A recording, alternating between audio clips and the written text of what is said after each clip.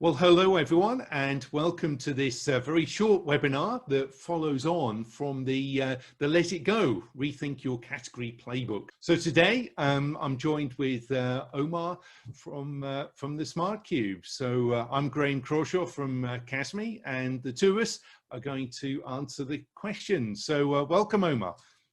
Thanks so much, Graham. I'm looking forward to seeing what the questions were and providing some perspective on each of them. So let's go straight into the Q&A session that we had, and really grateful for everyone that contributed their questions. So post-COVID, do you think that the procurement focus has taken a sea change from cost or value add to much more around risk management? Yeah, what's your take on that, Omer, to kick it off? I think that's a great question. I think there's no doubt that if we look back over the last 6 or so months as COVID really has taken hold in earnest, there has certainly been a clear shift towards, I would say, not just risk management, but elements of cost management, but certainly risk management has been a material factor.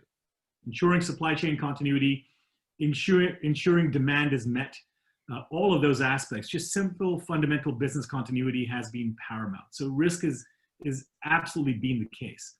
I do think now we're beginning to see a rebalancing of sorts. I don't think it's rebalancing quite yet back to what it was, let's say in 2019, as our sort of comparison case.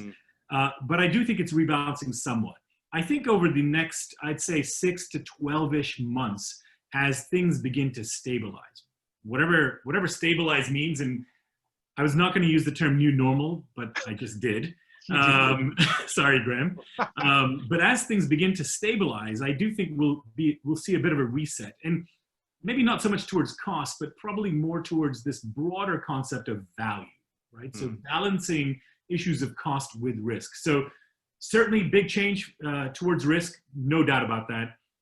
Somewhat more resetting at this current point in time and as we go forward. And then I think we'll go back to some sort of I'll broadly call it an equilibrium, but more towards value as the broad concept.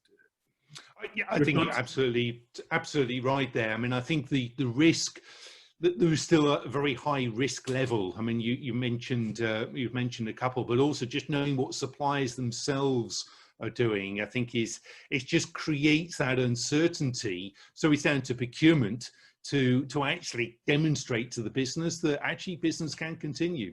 So in that respect, yeah, I think you're right. Probably short-term greater focus, and then that equilibrium sort of built up.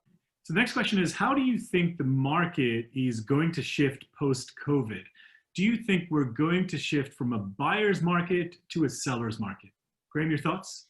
Yeah, I think for some categories, that's very much going to be a consideration. I think what procurement needs to do is take a step back and review category by category basis, sort of what they see as the risks and where that balance of power is. And don't assume that just because you spend a lot of money on a particular category that you've got the power. I think if anything, we are seeing a shift for some categories. I would use the example of, well, even marketing, some digital marketing organizations, also in the facilities management world, that, yeah, absolutely, the power is with the supplier there. Yeah, 100%. And you know, the example that comes to my mind most obviously, and there's a lot of conversation about that these days, is commercial real estate. Right? Yeah. Now, I know there's some contract timelines that a lot of companies are fixed to, but I do think that, for example, commercial real estate, in the next 6, probably 12-ish months, we're very much in a buyer's market there. And I think we're sort of faced with this broad question about, are we in a permanent work from home state? Are we going to stop going to the office at all? And is everything going to be remote going forward? And I think certainly we've seen that shift in the last 6 months. For obvious reasons and for appropriate reasons. I think in the next 6 to 12 months, we're going to continue to see that. So it raises a question as to what's going to happen there. So I think very much in commercial real estate, we're seeing a buyer's market in many respects. I do think in the longer term, we can define longer term however we like, I don't think we know, But let's just say in 12 to 18 to 24 months, I think we'll see some sort of a reversion back to the mean. While I think a lot of folks have accepted that work from home is now, it's real, it's possible. A lot of folks who were hesitant to accept work from home now have accepted it, that we can be productive doing that. But I still think there's value in collaboration. I think there's still value in you and I sitting in a room together and talking through issues. So I think we'll see some reversion. So that's a great category where near-term buyer's market, medium to long-term, I think we'll see some reversion. Maybe not exactly to where it was today, but somewhere along those lines. So my thoughts on that particular question. Yeah, great. No, that's good. Thank you for that. So next question. Recent events have brought attention to diverse suppliers. So how do you suggest it should be incorporated into plans? God, you give the US perspective, because I think there's quite a fundamental difference when you're talking of diversity, depending where you are in the world. So you could give the US perspective, Omer. Yeah, there is as you well know, Graham, I mean, there's a real lens on diversity in the US in particular. And that's, the bigger the company, the more intense the lens that there is on this issue of diversity. I think it's going to continue to be paramount here. And I think if anything, it offers more opportunities for diverse suppliers. And if you look at it from a buyer's point of view, and particularly when you look at issues around localization or regionalization of supply chains, certainly moving from a global context to a regional context, wherever that applies, I think that presents opportunities for local, regional, diverse suppliers who, for example, who may not be global players, but they're very, very good in servicing a domestic market or a specific state market, to use the US context. And so I think from that perspective, it opens up the doors for diverse suppliers to be able to service those now redefined needs that are there. I think it opens up the door for diverse suppliers to offer new ways to deliver value, perhaps greater service levels, perhaps different types of innovation that they would offer. And then for a buyer, I think it offers up a way to diversify risk even further, right? Broaden your supplier set, look at a wider range of folks that you can work with. So if anything, I think that lens remains, it's strong, if not stronger, and it really provides more opportunities to consider.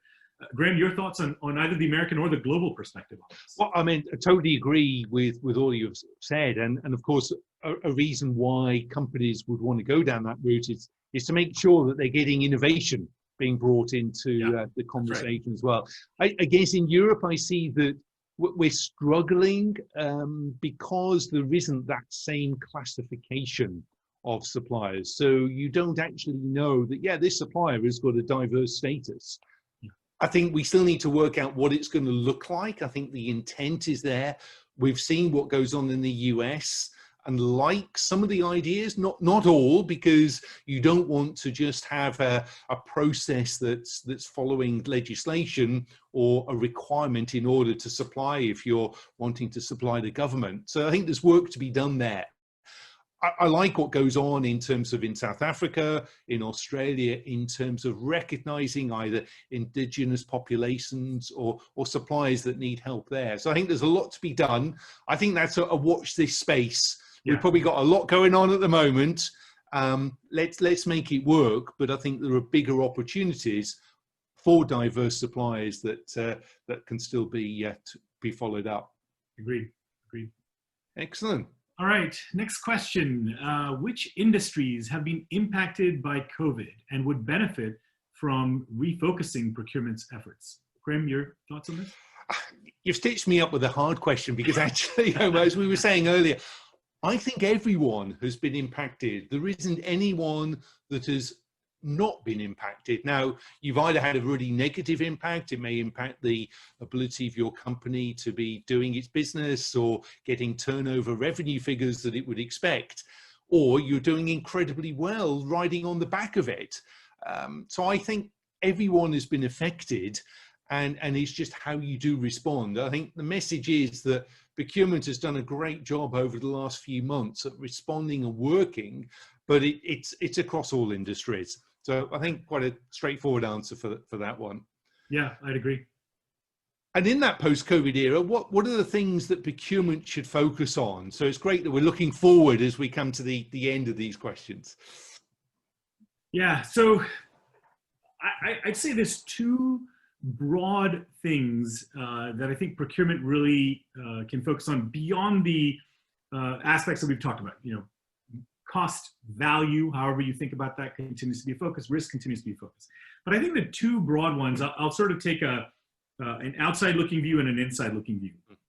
On the outside-looking view, I'd say innovation, right, continues to be an area, and you know, we've been hearing about that over the last for a few years now, but continuing to be a focus, and particularly with this sort of broadening supplier ecosystem that's out there and the opportunities that that presents, not just from a digital perspective, but even broader than that as we think about it. I think there's huge opportunities from an innovation perspective. So for procurement to think about innovation opportunities and then factor in how this sort of developing supplier ecosystem can impact innovation, I think is really critical. But the other aspect to me that I think it's a continuation, but it's heightened because of COVID, right? How do you continue to become a better business partner? How do you continue to become a better stakeholder manager or a trusted advisor to your internal customers? And I think that continues to be all the more paramount, right? So, and I know we're going to wrap up in a second, but as we talk about kind of where procurement has come from, the issues that it's grappled with, the problems that it's helped resolve within the organization, it's given it a heightened role, a stronger role within the organization. And I think procurement needs to continue that lens, that focus on continue to become more of a trusted advisor to its internal customers. So I think the two big things for me are innovation and continuing to drive that. And secondly, continue to build your business partner trusted advisor status as you go forward. Would you agree, Graham? Oh, absolutely. And certainly with the last one, I mean, the virus, I've heard from so many companies say that actually for procurement, there's been a lot of good things coming out. I mean, whether it's a travel policy that procurement can now really say, you know what, we need the policy to be adhered to because traveler safety is paramount. So there are lots of examples like that sort of, you know what, it's a great opportunity for procurement. And it's a question of stepping up, getting those relationships in place and develop so you can really sort of add value. So yeah, it's a lot of doom and gloom, a lot of uncertainty in a number of areas, but actually for procurement, you've got to make the most of it. I think that's, and that was really the theme. Let it go, rethink what you're doing, and let's get on to really adding value for the business. Absolutely. So when we did the webinar, we had this as a conclusion. And I think it'd be, great. Do you want to remind us of this, the 100-day plan? Because I think that's very important for procurement. Yeah, absolutely. And there's really sort of just a few key messages, a few key takeaways. The plan on the left are the steps that we as procurement professionals and practitioners need to take to rethink where we are, to let go of the old thinking that we had and refocus ourselves, not just for the next 100 days, but well beyond that, to reposition procurement. And that's really because procurement has played a really critical role through the pandemic. You know, procurement has gained C-level credibility. It's gained awareness at that level. CFOs are talking about, what do we need to do? Now that with all this value you've delivered, how do we continue the focus on that?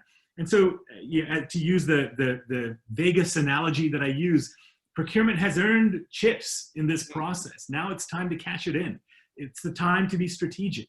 And we have this window of opportunity to really focus on strategy and success, and in the broader scheme of things, becoming a customer of choice with our suppliers that we work with, to build more collaboration, more communication, and really drive that organization forward to the next level of value, however you define that. So to me, those are the big ticket takeaways. Graham, any closing thoughts? Yeah, I mean, I think just to re-emphasize the point, now is the time, having got that credibility, now's the time to go to the CFO and get demanding and say, look, I need this module to do, whether it's supply relationship management or risk management, the two areas that many organizations struggle with in terms of systemizing, or whether you need more resources. it's a great time to actually be demanding and justify that. So yeah, very much so. Focus on all of those points. Well, it's great having a conversation with you. It always is. I love the sharing and understanding of, from the Smart Cube's perspective in terms of market intelligence, the CASME perspective of peer-to-peer discussions that we have with our members, and for us both to be able to have those conversations really makes it great to get a step ahead and know what's going on in the procurement community. So thank you for your time, and hope people have enjoyed the presentation and the follow-up to the webinar. And of course, the recording of that webinar is available. So if you want to see the whole thing, then check that one out. So thank you, and until the next time, goodbye. Thanks so much.